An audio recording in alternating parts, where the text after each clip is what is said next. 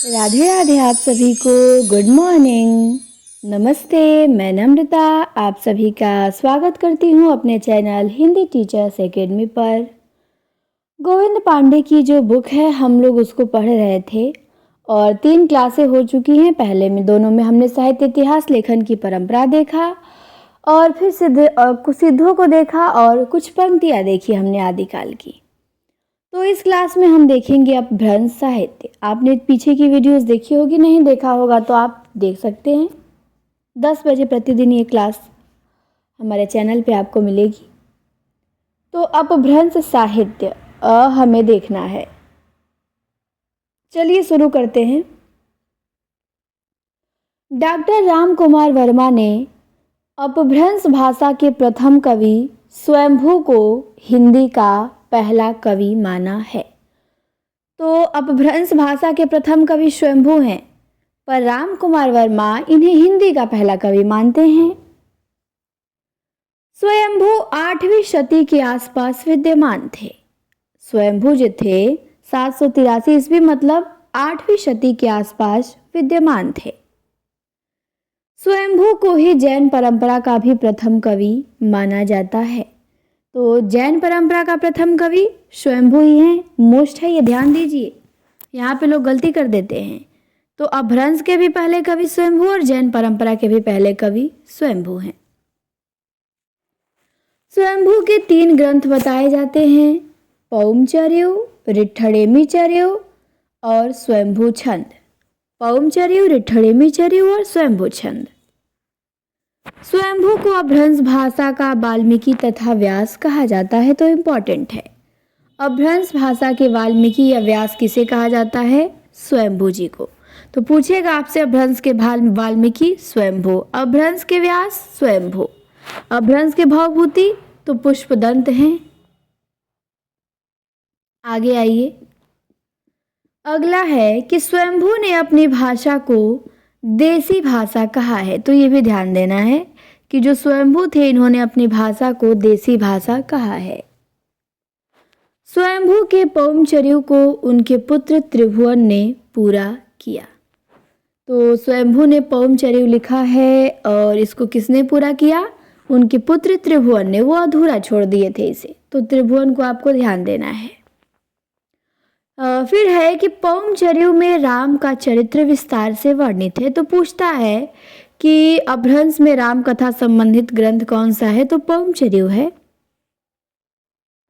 फिर है शिव सिंह सेंगर ने अपने ग्रंथ शिव सिंह सरोज में, शिव सिंह सेंगर ने अपने ग्रंथ शिव सिंह सरोज में किसी पुरानी अनुश्रुति के आधार पर 7वीं शताब्दी के पुष्य या पुंड कवि को हिंदी का पहला कवि माना है। तो शिव सिंह सेंगर ने हिंदी का पहला कवि किसे माना है? पुष्य या पुंड को। तो ये किस शताब्दी के थे? 7वीं शताब्दी के थे। राम कुमार वर्मा हिंदी का पहला कवि स्वयंभू को मानते हैं और शिव सिंह सेंगर अपने ग्रंथ शिव सिंह सरोज में 7वीं शताब्दी के पुष्य या पुंड को हिंदी का पहला कवि मानते हैं। हजारी प्रसाद द्विवेदी के अनुसार यह पुष्य संभवतः अपभ्रंश का प्रसिद्ध कवि पुष्यदंत है, जिसका आविर्भाव 9वीं शताब्दी में हुआ, ऐसा हजारी का मानना है। सर्वमान्य धारणा है कि पुष्यदंत का आविर्भाव 972 ईस्वी 10वीं शताब्दी में हुआ। पुष्पदंत की 4 रचनाएं मिलती हैं। ध्यान देंगे, पुष्पदंत इनका समय 10वीं शताब्दी है और इनकी 4 रचनाएं मिलती हैं। 63 महापुरुष गुणालंकार, रे कुमार चर्यु तथा जसहर चर्यु। तो पुष्पदंत की रचनाएं प्रमुख 63 महापुरुष गुणालंकार है, जिसे महापुराण भी कहते हैं, आगे देखेंगे हम लोग। फिर रय कुमार चर्यु है, फिर जसहर चर्यु है। तो ये पूछा जाता है और कुछ लोग ये गलती कर देते हैं, स्वयंभू लगा देते हैं। तो स्वयंभू का ध्यान देना है आपको। उनका 3 है, पौमचर्यु, ऋठ्ठणेमीचर्यु, स्वयंभू छंद। और इनका है 63 महापुरुष गुणालंकार, रय कुमार चर्यु और जसहर चर्यु। पुष्पदंत के 63 महापुरुष गुणालंकार को ही महापुराण नाम से जाना जाता है।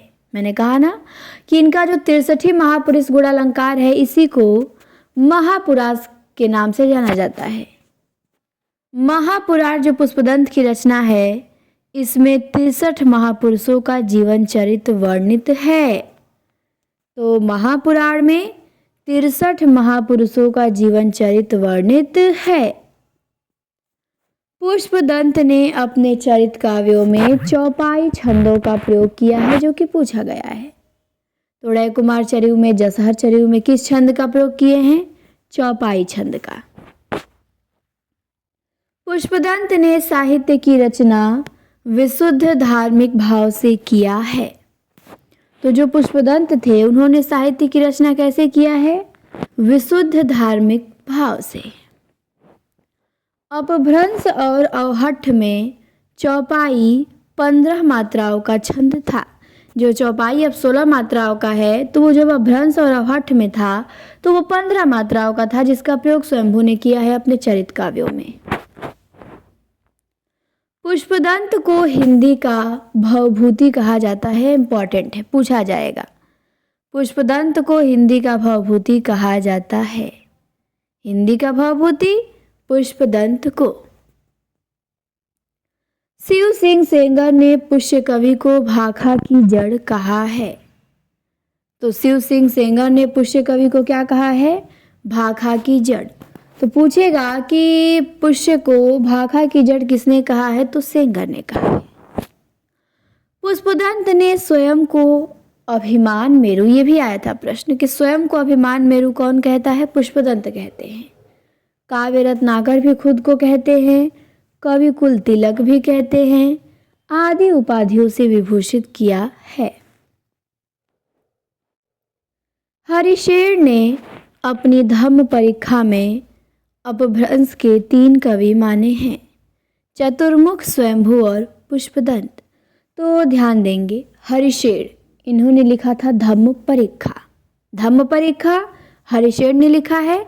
इसमें इन्होंने अपभ्रंश के 3 कवि माने हैं। ध्यान देंगे, चतुर्मुख, स्वयंभू और पुष्पदंत। स्वयंभू ने चतुर्मुख को पधड़िया बंध का प्रवर्तक तथा सर्वश्रेष्ठ कवि कहा है। हर एक लाइन से प्रश्न है, इतना इंपॉर्टेंट है ये कि मैं बता नहीं सकती।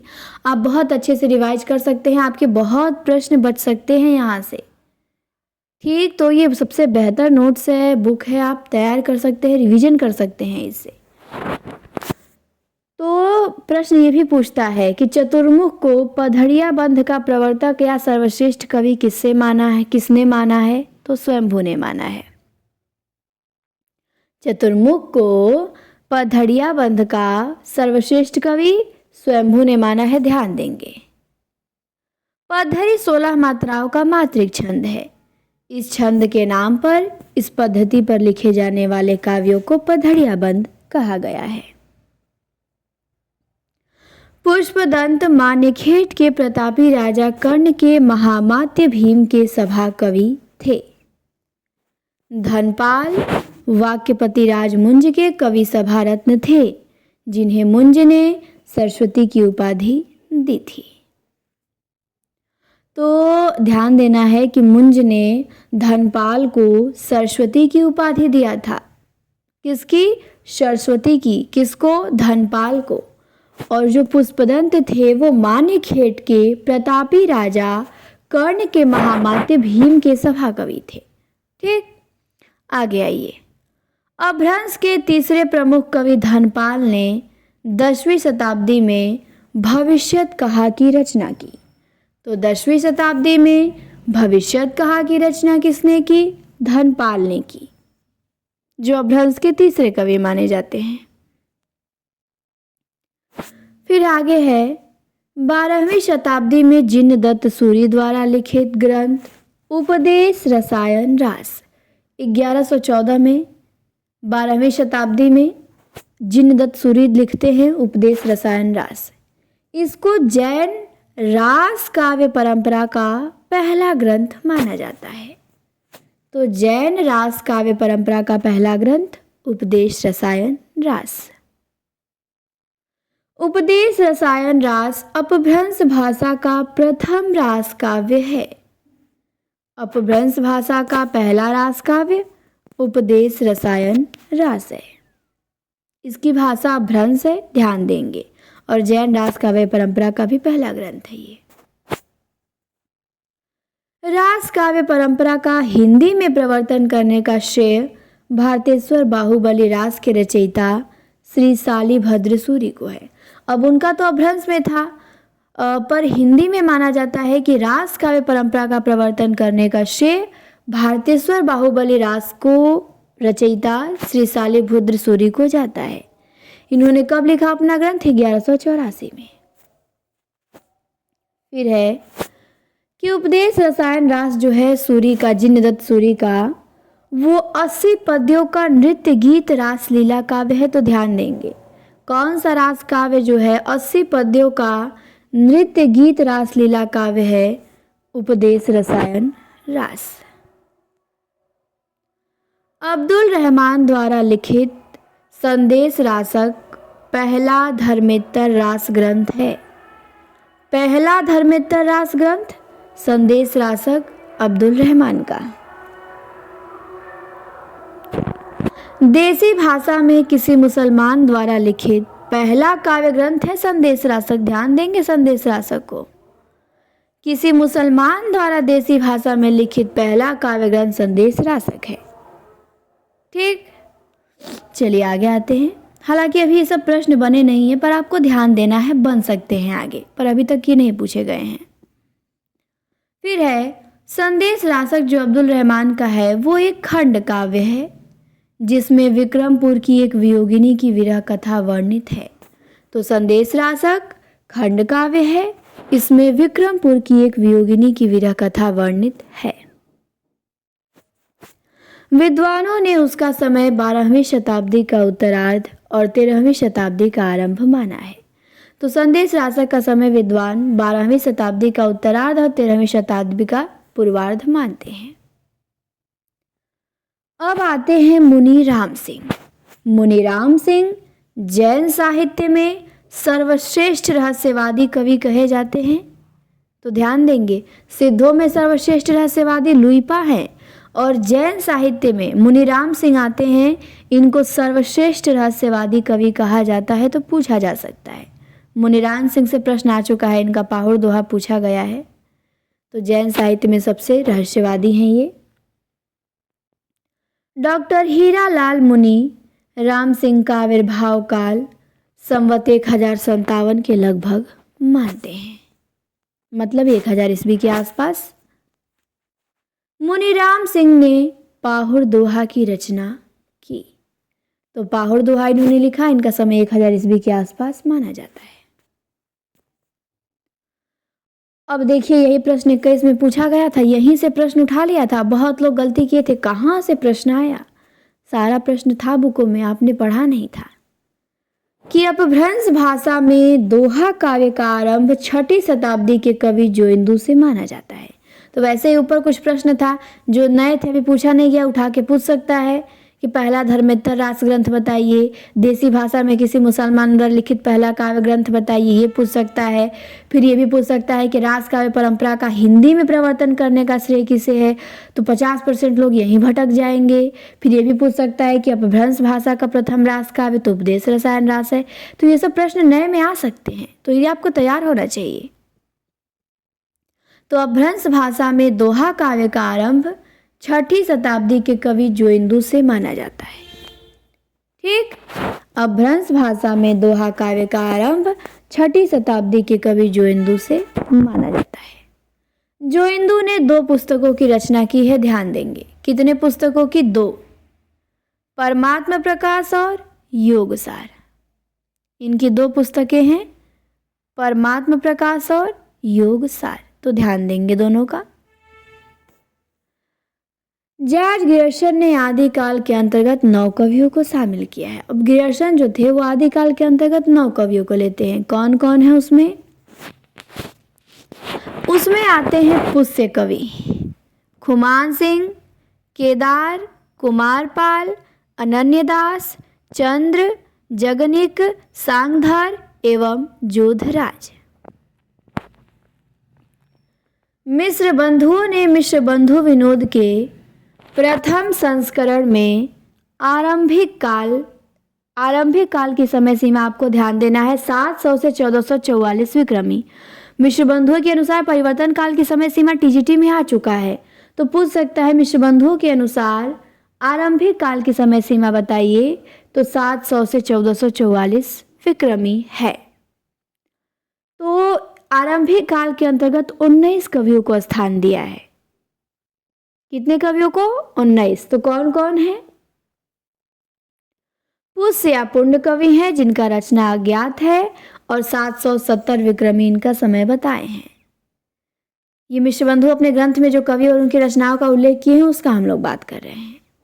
फिर दूसरे नंबर पे अज्ञात कवि, कोई उनको कवि नहीं मिला, खुमान रासों पर रचना उनको मिल गई 1890 विक्रमी में। फिर नंद कवि हैं, इनकी रचना अज्ञात है, इनका समय 1137 विक्रमी है। फिर मसूद हैं, इनकी भी रचना अज्ञात है, इनका समय 1180 है। कुतुब अली हैं, इनकी भी रचना अज्ञात है, 1180 में है। साइदान चारण हैं, संवत्सर इनकी रचना है 1191 में। अकबर फैज हैं, इनकी रचना है वर्तमाल 1205 से 58 के बीच में। चंद का उल्लेख किया है, चंद वही चंद बरदाई, इनका पृथ्वीराज रासो है 1225 के आसपास। फिर जगनिक को बताया है, जगनिक का रचना आल्हा बताया है मिश्र बंधुओं ने, इसकी डेट नहीं बताए हैं। केदार कवि बताया है, इनकी रचना और डेट कुछ नहीं बताया है। बारदर वेड़ी हैं, इनकी रचना अज्ञात है और इनका समय 1225 विक्रमी है। जलहन है, इनका रचना काल सब अज्ञात है। भूपति है, इनकी रचना है भगवत दशम स्कंद भाषा 1344 विक्रमी। नरपति नाल है, इनका बिसलदेव रासो है 1354 विक्रमी में। हालांकि डेट इसका ये नहीं है, पर मिश्र बंधु ये बताए हैं अपने ग्रंथ में। नल सिंह है, इनका विजयपाल रासो है 1355 विक्रमी में। शांगधर का हमीर काव्य है 1357 में। अमीर खुसरो की रचना काल सब अज्ञात बताए हैं ये। और मुल्ला दाऊद का नूकर चंदा की प्रेम कहानी बताए हैं 1385 विक्रमी में। और गोरखनाथ के 40 ग्रंथ बताए हैं मिश्र बंधु और समय बताया है 1407 विक्रमी में। आगे आइए,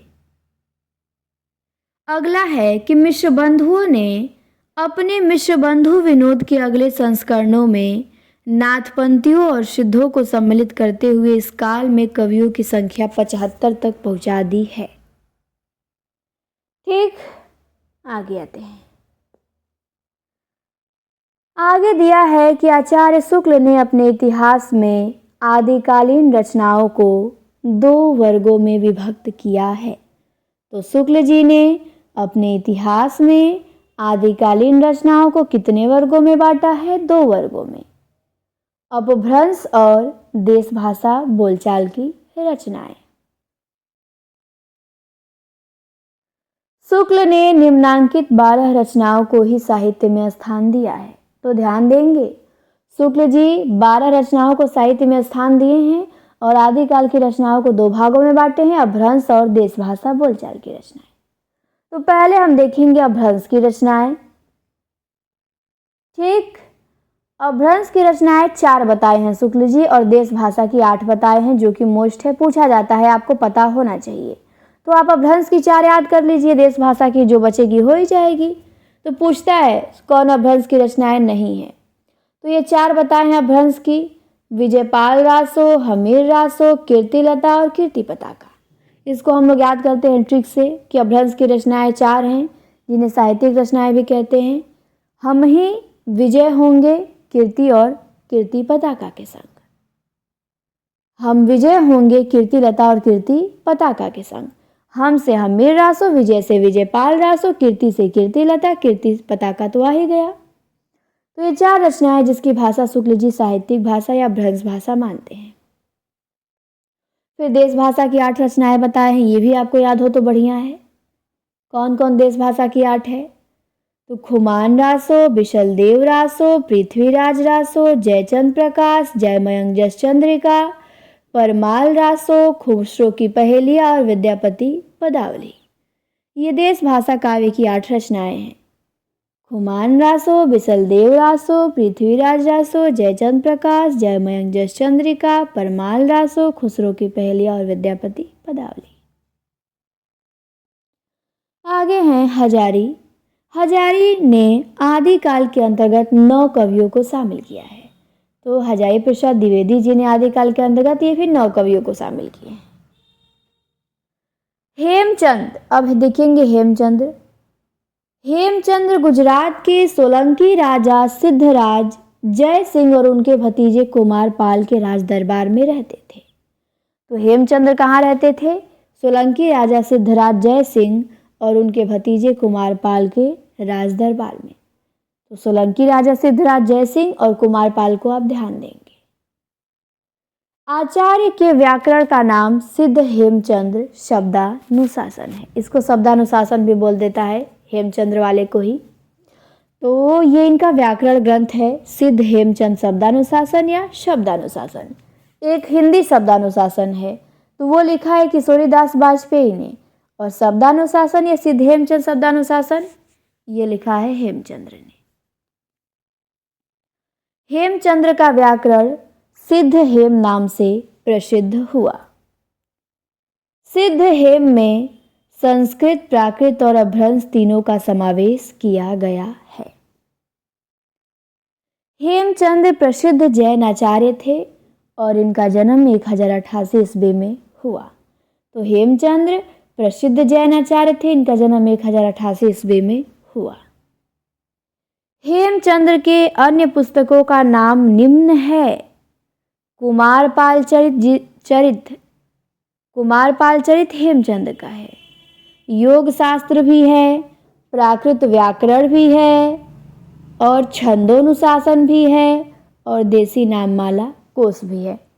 तो कुमारपाल चरित हेमचंद्र का, योग शास्त्र हेमचंद्र का, प्राकृत व्याकरण हेमचंद्र का है। कंफ्यूज करता है क्योंकि हेमचंद्र तो अभ्रंश के व्याकरण हैं, पर ग्रंथ इन्होंने लिखा है प्राकृत व्याकरण नाम से एक। प्राकृत प्रकाश वरुचि का है और प्राकृत व्याकरण हेमचंद्र का। छंदोनुशासन भी है इनका, और देसी नाममाला कोश भी है।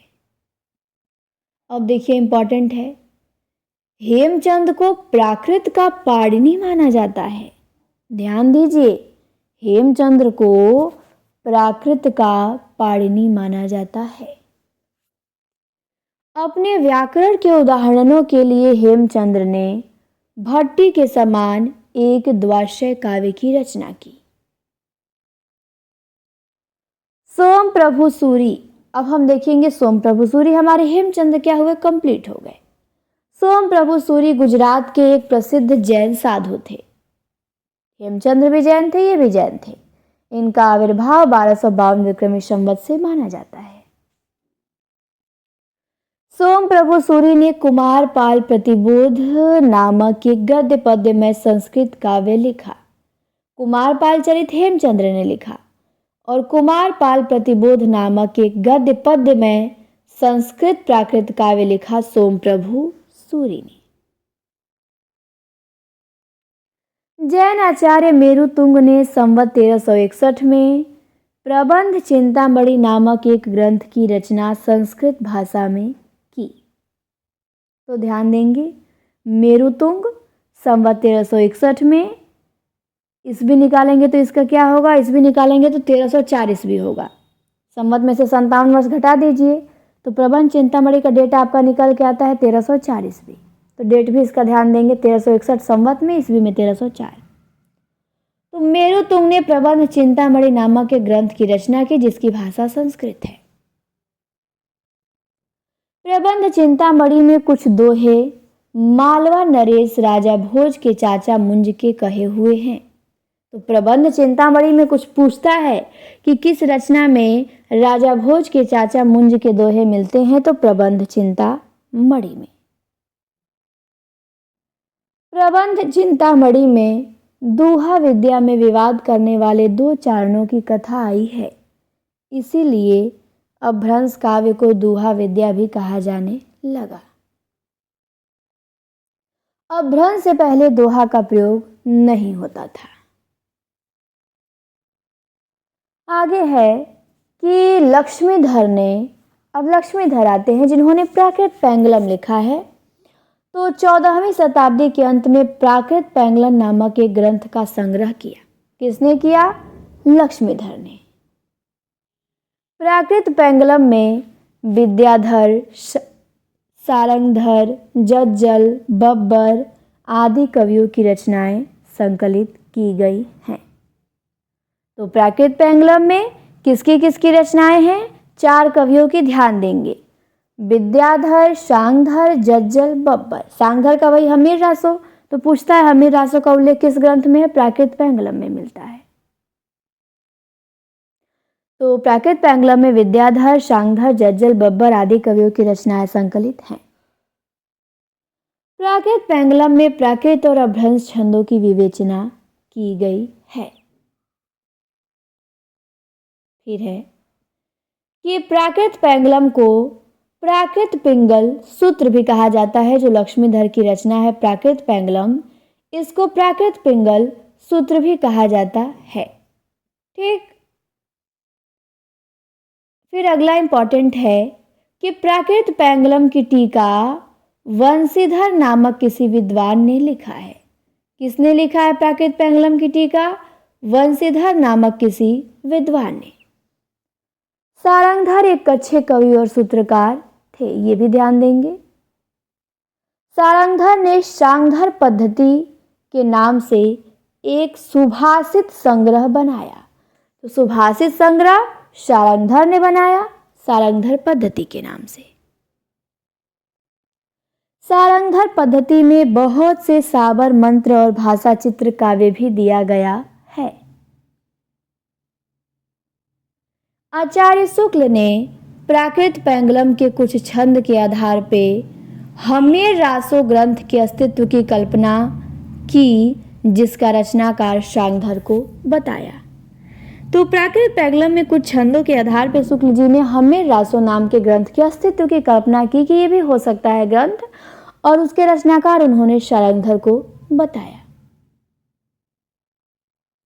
पर राहुल सांकेत्यायन हमीर रासो का जो रचनाकार है वो जज्जल नामक कवि को बताते हैं, वो शांगधर को नहीं बताते हैं।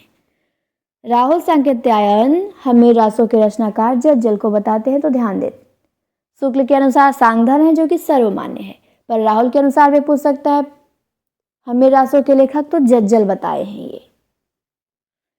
हजारी प्रसाद द्विवेदी का कथन है कि हमीर शब्द अमीर का विकृत रूप है, जो किसी पात्र का ना होकर एक विशेषण के रूप में प्रयुक्त हुआ है।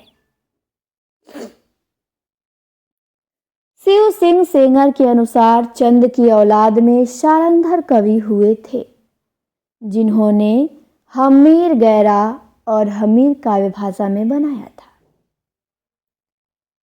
शांगधर कृत शांगधर पद्धति संस्कृत भाषा में लिखा एक पद्य कोश है, किंतु बीच बीच में देश भाषा के वाक्य भी आए हैं। श्री मल्लदेव राजा की प्रशंसा में शांगधर पद्धति में श्रीकंठ पंडित का संग्रहित यह श्लोक उल्लेख है।